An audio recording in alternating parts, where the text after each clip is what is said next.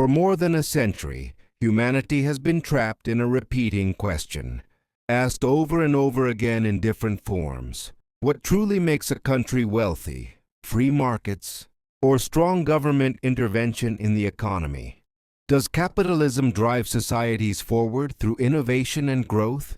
Or does socialism create a fairer system by reducing inequality? This debate has long moved beyond books and academic halls. It has shaped wars, economic crises, revolutions, and national collapses. If you want to explore these ideas not on the surface, but through their real-world outcomes, I encourage you to watch this video until the end. And if you want more content like this, subscribing to the channel helps us continue this journey together. Capitalism and socialism are often explained through slogans, but in reality, neither exists in a pure form. Capitalism, built on private ownership and free markets, encourages production and innovation, yet it also creates conditions where wealth can concentrate in the hands of a few. Socialism aims to distribute resources more equally, but it frequently struggles with efficiency and long-term motivation. What history clearly shows is that no country has managed to survive for long as a purely capitalist or purely socialist system. The United States, often seen as the symbol of free markets, has relied on government intervention to stabilize the economy during major banking crises. On the other hand, centrally planned economies like the Soviet Union achieved rapid early growth, but over time failed to maintain productivity, quality, and individual incentive. The key point in this discussion is not choosing sides, but recognizing a simple truth. Economic systems should be judged by their results, not their ideals. If a system delivers growth while fragmenting society, or promises equality while locking people into permanent poverty, something is fundamentally wrong. Instead of labeling capitalism or socialism as good or bad, the real question is under what conditions they work, what outcomes they produce, and how they actually affect human lives. Because in the end, what matters is not which system looks better on paper, but which one truly improves the lives of people. Capitalism's strongest claim is the idea that when people are given freedom, production increases, innovation accelerates, and overall prosperity grows. When we look at history, this claim appears to rest on a solid foundation.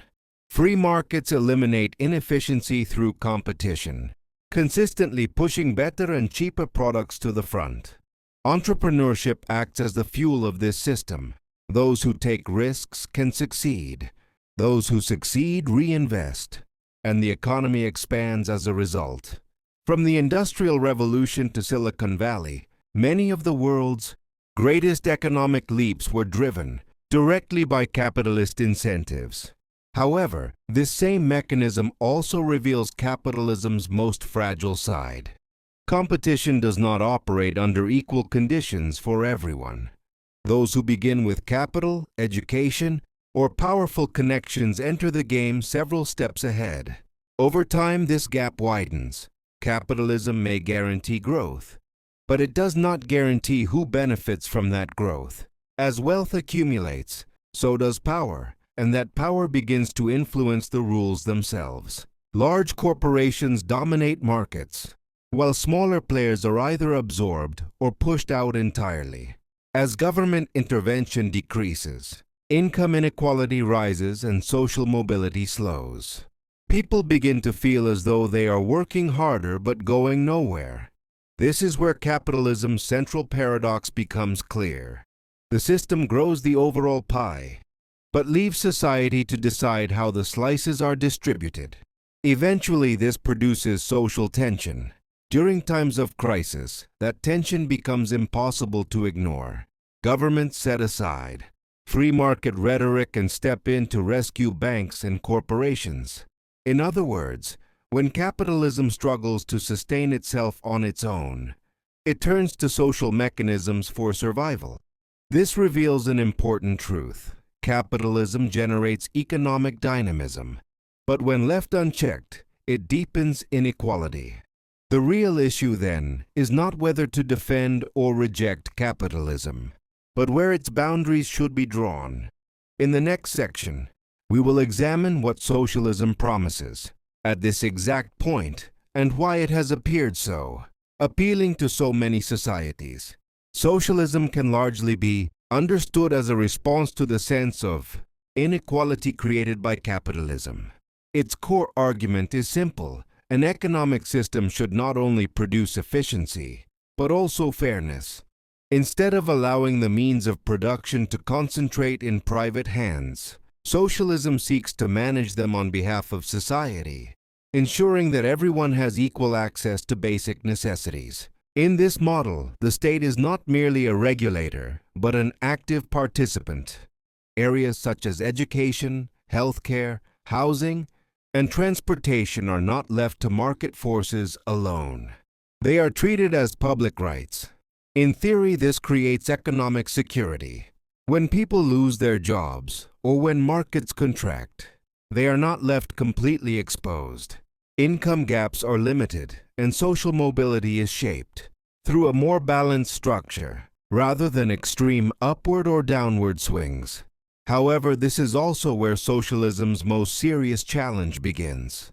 Central planning often struggles to accurately interpret complex and rapidly changing economies. Demand shifts, technology accelerates, and needs diversify, yet decision-making processes move slowly. Limiting competition can slow innovation and reduce the willingness to take risks.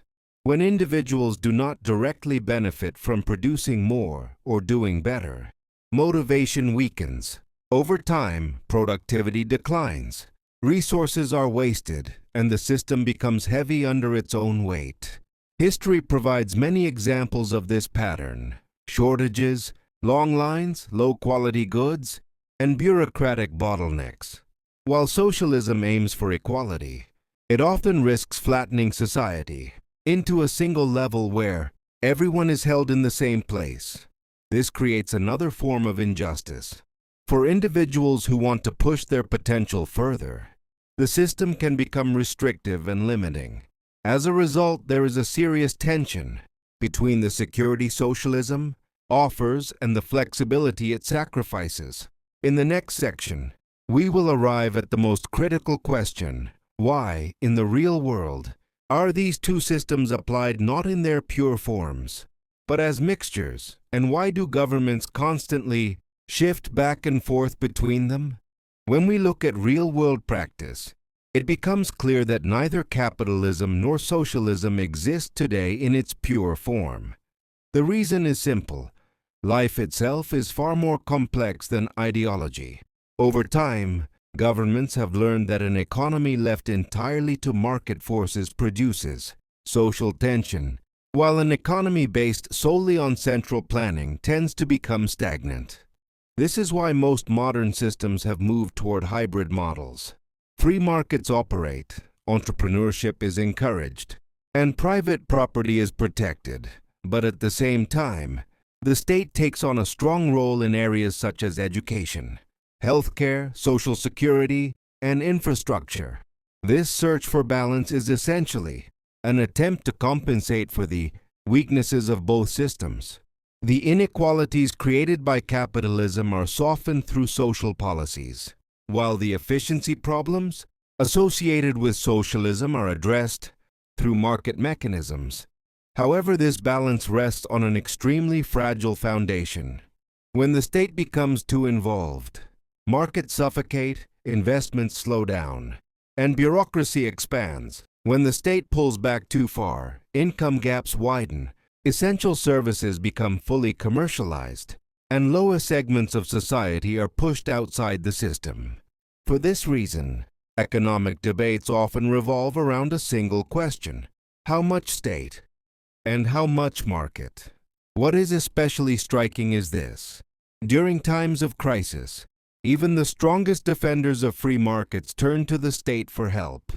When banks collapse and corporations stand on the edge of bankruptcy, free competition is suddenly put on hold. Governments announce bailout packages, inject money into the economy, and spread losses across society. Once stability returns, free market rhetoric reappears. This reveals an important truth. Economic systems are used not ideologically, but pragmatically. The real debate is not which system is right, but which one works under which conditions. In the next section, we will examine how these two approaches affect individuals. Does capitalism truly offer freedom? Does socialism genuinely provide security? Or do both systems demand different costs from society? When viewed from the perspective of individuals, the difference between capitalism and socialism becomes far more concrete and visible. In theory, capitalism appears to offer unlimited opportunity. The central idea is that anyone can rise by working hard, taking risks, and making the right moves at the right time. However, this freedom also means that nearly all responsibility rests on the individual's shoulders. When failure occurs, the system does not step in to catch you. If you fall, you often fall alone. Unemployment, healthcare, and housing are largely left to personal capacity. This creates constant performance pressure on the individual. Socialism, by contrast, offers a wider zone of security. Education, healthcare, and basic needs are guaranteed through collective institutions. People can live today without constantly worrying about tomorrow. But this security inevitably comes with a cost. Individual freedom of movement becomes narrower. Taking risks, standing out, and rising quickly become more difficult. The system prioritizes social balance over individual breakthroughs. At this point, an important psychological difference emerges. In capitalist systems, people are free, but they live with a constant fear of losing. In socialist systems, people are secure, but they can feel trapped by the inability to move forward. One centers competition, the other centers equality. In real life, however, individuals move back and forth between these two extremes. People want both freedom and security at the same time. This is why no society can remain at one extreme for long. Individual well-being is not achieved solely by earning more money, nor solely by being protected. When balance is lost, either fear increases or motivation disappears. The key truth in this section is this: economic systems do not only produce numbers, they also produce human behavior. And when we ask which system is better, the answer is often tied to what kind of cost people are willing to pay. In the final analysis, there is one reality we must clearly understand. Although capitalism and socialism are often presented as complete opposites, neither can survive in its pure form in practice. Historically and today, nearly all countries considered successful have remained stable through models that blend these two systems in different proportions. Completely unrestrained capitalism eventually leads to wealth concentrating in the hands of a narrow minority, pushing large segments of society to the margins. Fully implemented socialism, on the other hand, risks weakening efficiency, innovation, and individual motivation. This is why the real question is not which system is right, but rather where should the balance be drawn. An economy is not only about producing or distributing wealth, it is also the art of managing human nature. People seek competition, but they do not want to be left entirely alone. They want security, but they do not want to be fully equalized. When systems fail, the problem is often not the ideology itself, but the loss of proportion. A market with no state involvement, just like a system where the state intervenes in everything, becomes fragile over time. History has shown this repeatedly. Excessive freedom produces chaos, while excessive control produces stagnation. Strong economies, therefore, are those that preserve the dynamism of markets while not neglecting social security, that reward individual success while preventing social collapse. In the end, the debate of capitalism versus socialism cannot be answered on its own. The real question is this: how much risk is a society willing to place on the individual? And how much protection is it prepared to offer in return? Because every economic system is ultimately the result of a value choice, and that choice determines not only today's prosperity, but also the stability of the future.